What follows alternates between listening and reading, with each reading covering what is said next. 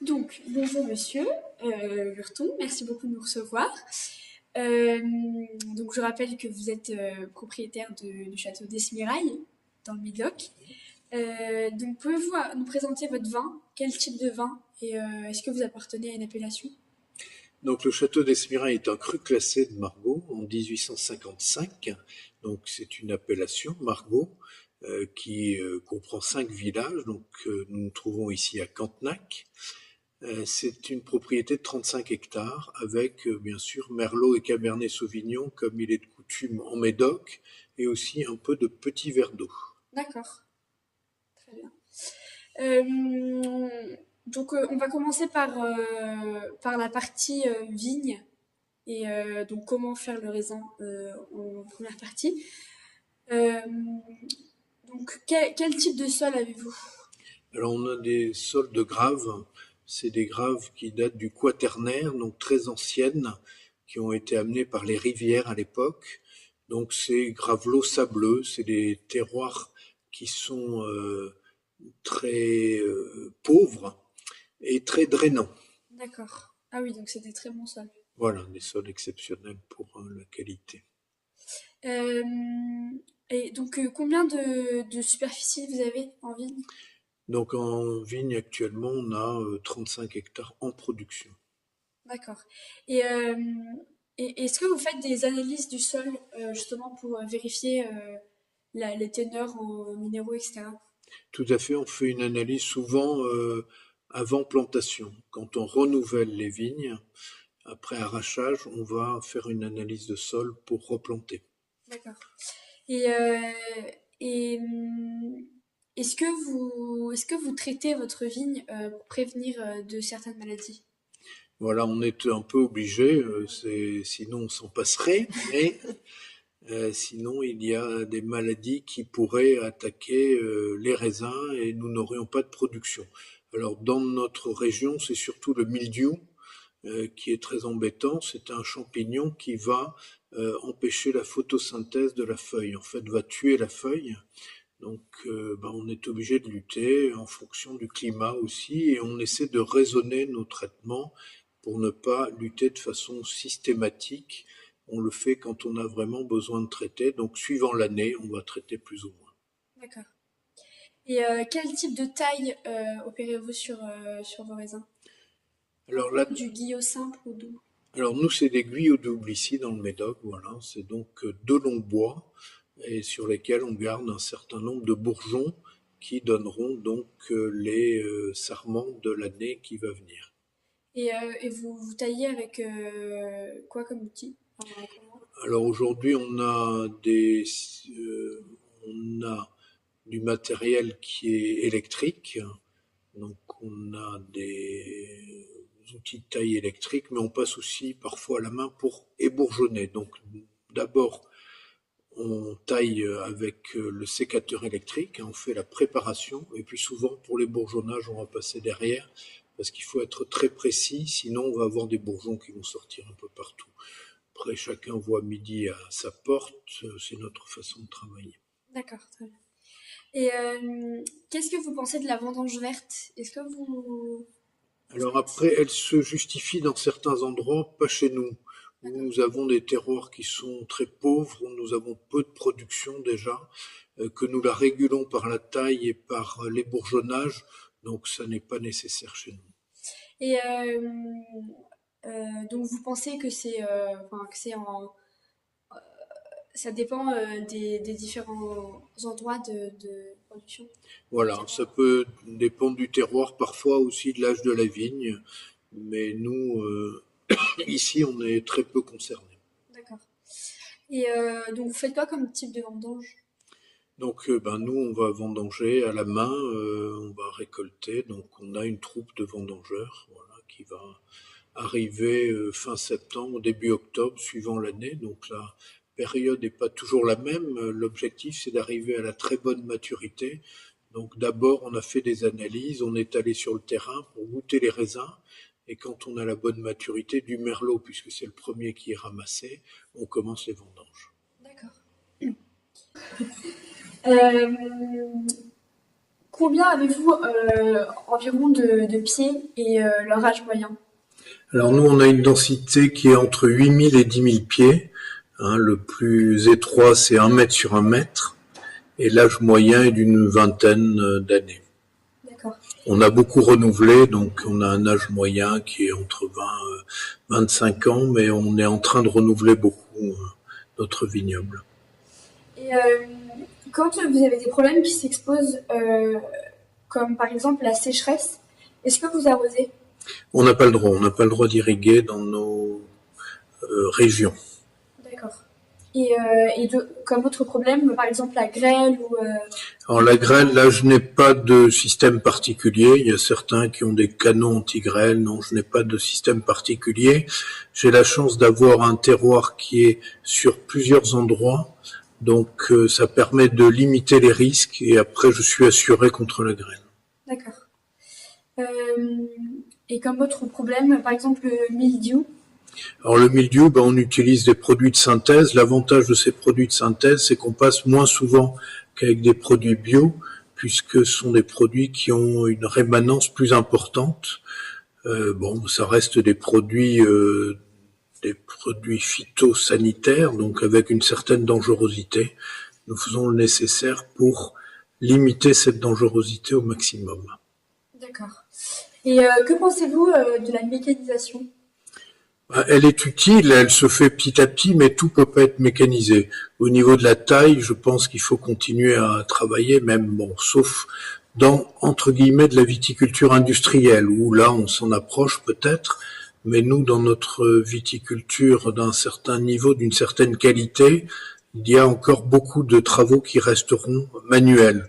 Après, au niveau de la récolte, certains ramassent aussi à la machine. La machine a beaucoup de qualité. Aujourd'hui, elle fait un tri de qualité. Donc, non, il y a une bonne évolution de la mécanique, mais je ne crois pas à la mécanisation totale, en tout cas dans les 20 prochaines années, à mon avis. Et vous utilisez certaines machines? Oui, on vendange aussi une partie des raisins à la machine apportant une grande souplesse, donc on se garde la possibilité de continuer avec les moyens traditionnels, d'utiliser la machine si besoin est. Et donc vous pensez que dans l'avenir, quelles techniques seront les mieux à privilégier pour avoir un vin Alors je sais pas, après je crois qu'il faut revenir au produit lui-même. Le vin, c'est du jus de raisin fermenté. Donc la chose la plus importante, c'est d'avoir le meilleur raisin possible, d'avoir la matière première la meilleure. Et c'est à partir de là qu'on fera le meilleur vin. Ça reste un produit naturel, donc il faut travailler pour avoir la meilleure maturité. Pendant les vendanges, moi je vais goûter les raisins. On a des analyses qui nous donnent des éléments, mais ça reste un métier humain. De goûter les raisins, c'est un fruit comme un autre, on se rend compte de la maturité. On peut apprécier aussi sur une parcelle c'est en gros entre 8000 et 10 000 pieds, on fait le tour, on apprécie, on se rend compte.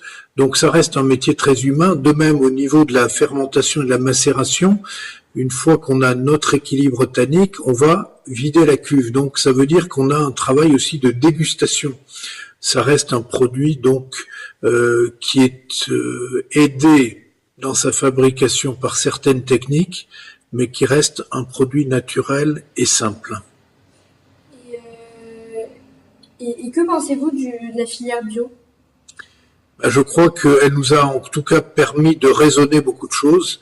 Après, je suis pas convaincu par la filière bio, d'autant plus que dans la nature, on sait qu'il y a des poisons et certains produits utilisés par les bio restent quand même des produits dangereux, parfois même pour le sol. Donc on sait que le cuivre qu'ils utilisent maintenant dans des doses peut-être de plus en plus réduites est un produit qui peut stériliser les sols. Donc moi, je préfère raisonner. Quand je suis malade, je demande au médecin quelquefois de me donner des antibiotiques pour pouvoir être debout assez rapidement, pouvoir reprendre le travail. Donc je crois aussi qu'on peut raisonner les choses. Il y a des choses de qualité dans le bio, il y a des choses aussi intéressantes dans les produits phytosanitaires. Tout est une question de raisonnement, d'équilibre, d'information. D'accord. Et, euh, et pour finir, comment vous voyez votre métier, vous, en tant que propriétaire du domaine? Alors aujourd'hui, notre métier a changé. Nous sommes plutôt des ambassadeurs de notre vignoble. Nous sommes moins souvent sur le terrain. Nous avons souvent une équipe dédiée qui s'occupe de toute la partie technique. Et nous, notre travail, c'est de faire apprécier nos vins par des consommateurs, des dégustateurs, des négociants. Donc, et prendre notre valise pour aller à l'étranger et faire déguster nos vins. Donc, c'est un autre métier que par le passé. Mais bon, ça a son intérêt aussi. Personnellement, j'essaie de garder un pied sur terre aussi. C'est pour ça que j'aime bien tailler ma petite parcelle de vigne, qui est toute petite, hein, qui fait un peu plus d'un millier de pieds, mais ça me remet aussi les pieds sur terre. D'accord, très bien. Écoutez, on va passer à la deuxième partie, donc plus maintenant du raisin jusqu'au vin. Enfin, du raisin jusqu'au maintenant, du coup, votre premier vin, second vin, troisième vin. Euh, Est-ce que, donc, pendant la fermentation alcoolique, est-ce que vous ajoutez des levures industrielles? Alors c'est même avant, pour lancer la fermentation, aujourd'hui on utilise des levures, oui, parce que ça permet de lancer plus facilement la fermentation et d'éviter qu'il y ait d'autres levures ou bactéries qui prennent la place et apportent des choses qui seraient moins intéressantes. Parce que au niveau justement des levures du terroir, je sais que ces levures vont vont être importantes pour la caractéristique du vin. Est-ce que du coup vous remplacez totalement toutes les levures? Normalement, les levures qui sont mises en place colonisent, hein, Ah prennent oui. le dessus sur les levures dites indigènes. Du coup, c'est un mélange de deux en fait. C'est pas. A priori, non, c'est essentiellement les levures qui ont été apportées, mais qui sont faites pour ne pas modifier les choses. D'accord. Très bien. Mais c'est par sécurité. C'est par sécurité, oui. Très bien. Ok. Et est-ce que votre raisin possède beaucoup de sucre? Alors après, le sucre, on le retrouve donc dans le degré alcoolique. Donc nous, on a des raisins qui sont peu chargés en sucre relativement par rapport à des raisins d'endroits plus chauds que nous. Donc ici, on est dans une région tempérée et nous, au niveau des degrés, on arrive à une moyenne de 12,5, sachant que le merlot donne souvent 1 degré de plus que le cabernet sauvignon. D'accord. Euh, Est-ce que vous faites la malolactique? Alors nous, on fait la malolactique, mais aujourd'hui, on la provoque, c'est-à-dire qu'on met des levures et on met aussi les bactéries en même temps. Et donc la malolactique va se faire en cuve dans la foulée de la fermentation alcoolique, ce qui nous permet de gagner du temps lors de la mise en barrique, parce qu'on va gagner à peu près un mois, et on a besoin de ce mois aussi pour avoir des vins qui ont connu un peu d'élevage avant des dégustations qui sont très tôt, qui sont les dégustations dites primeurs, qui sont début avril. D'accord, très bien. Et donc au niveau de l'élevage, vous faites de l'élevage en barrique ou en cuve? Et enfin, On fait de l'élevage en barrique, donc les barriques vont être utilisées, surtout des barriques neuves pour le premier vin, donc on a à peu près 50% de bois neuf dans le premier vin, et puis et des barriques d'un vin, voire de deux vins dans le premier vin. Ensuite, les barriques sont conservées pour l'élevage du second vin, et les barriques sont utilisées jusqu'à 5 ans révolus, puisqu'après, ce sont des récipients qui n'apportent plus rien, qui n'apportent plus ni d'aromatisation, ni d'aération ménager. d'accord. Euh, et votre élevage dure longtemps ou Alors, notre élevage, c'est à peu près un an, parce qu'un millésime va remplacer l'autre, donc nous, c'est à peu près un an. donc vous avez beaucoup de tanins dans votre vin?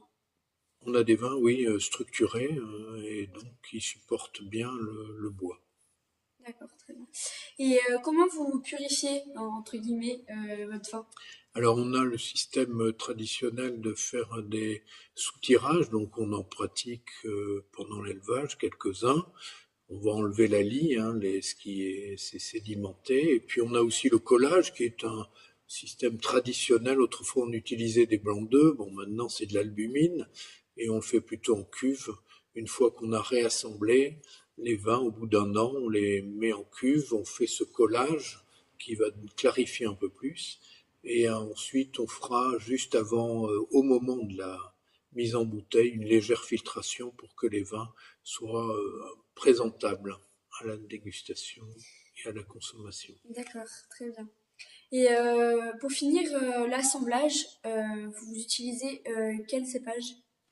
Alors dans l'assemblage, donc c'est nos cépages de base, hein, donc on a du merlot, du cabernet sauvignon, à peu près 65% de cabernet sauvignon, 5% de petits verres d'eau et le reste de merlot sur notre vignoble. Ensuite, au moment de l'assemblage, on va essayer de garder séparés nos parcelles, nos cépages. On va goûter les merlots qu'on va sélectionner, les cabernets, le petit verre d'eau, et on va voir si ça va bien ensemble, ce que nous aurons sélectionné.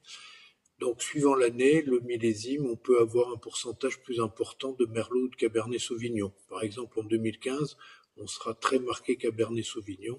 En 2016, on aura presque un équilibre entre merlot et cabernet sauvignon, avec une petite touche de petit verre d'eau. C'est un peu comme le poivre ou le sel, ça va apporter une petite touche et va relever l'ensemble. D'accord, très bien, merci beaucoup. Et pour finir, vous êtes un domaine qui est assez vieux. Euh, Est-ce que vous aurez des conseils à donner à des personnes qui voudraient devenir viticulteurs? Alors bon, c'est le rêve de beaucoup d'être viticulteur. On pense que on a beaucoup d'amis et qu'on n'aura pas de difficulté à vendre son vin. Donc, la première chose, c'est qu'il faut savoir où on vend son vin à qui. Il faut savoir qu'un hectare produit à peu près 6 000 bouteilles. Donc, si on a 10 hectares, on a 60 000 bouteilles et ça ne se vend pas comme ça, très facilement. Donc, il y a la commercialisation qui est importante, c'est les débouchés. Alors, c'est une façon imagée d'en parler, mais c'est ça qui est essentiel, c'est de savoir où son vin va aller et être sûr de vendre son vin. Après, aujourd'hui, on ne fait pas les mêmes vins qu'hier. Aujourd'hui, on fait des vins qui sont plus faciles à boire plus jeunes. Mais je crois que le climat nous aide déjà à avoir ces vins plus faciles à boire plus jeunes. Mais c'est important aussi parce que souvent on va boire des vins très jeunes, on va à l'immédiateté et on garde peu les vins. Cependant, il faut savoir que nos vins sont des vins de garde et qu'au bout de 10, 15, 20 ans, on aura des vins différents qui auront plus de complexité. C'est comme l'être humain, le vin évolue avec le temps et s'améliore, croit-on. Donc je pense qu'il y a aussi intérêt à savoir conserver quelques bouteilles, les attendre, mais en même temps, il ne faut pas s'interdire non plus d'ouvrir des bouteilles. Aujourd'hui, nous sommes capables de faire des vins qui à la fois peuvent se boire jeunes et peuvent vieillir. D'accord.